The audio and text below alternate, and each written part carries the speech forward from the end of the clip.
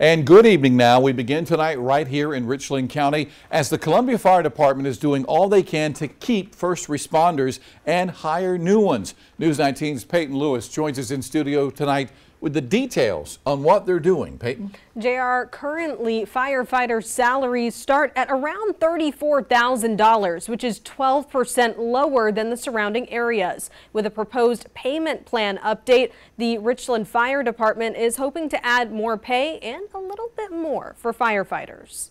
In a meeting Tuesday afternoon, the Columbia-Richland Fire Department leaders went before the City of Columbia Council to present a proposed pay plan update. I think people want to come to Columbia. They want to work here.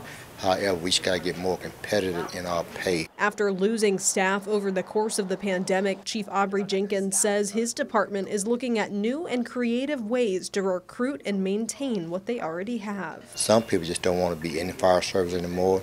Some people are not enticed to be in the fire service. Some people just leaving the fire service altogether.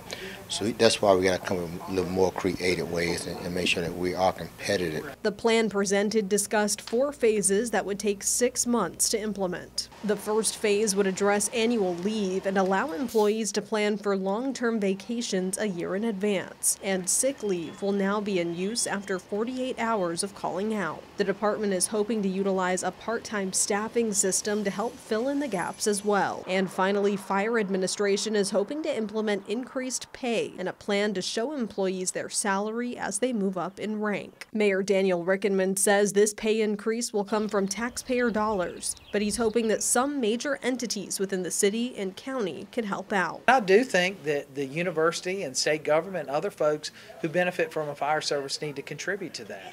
I mean, you're talking about close to 300 different properties across the city that are owned between the state and the universities, and so them contributing a little bit of that, what I don't want it is to go all on the backs of the people who already been paying for it. Those who haven't contributed it need to contribute. City Council could hold a first reading on this plan in their next 2 meetings. Reporting in Columbia, Peyton Lewis, News 19 WLTX.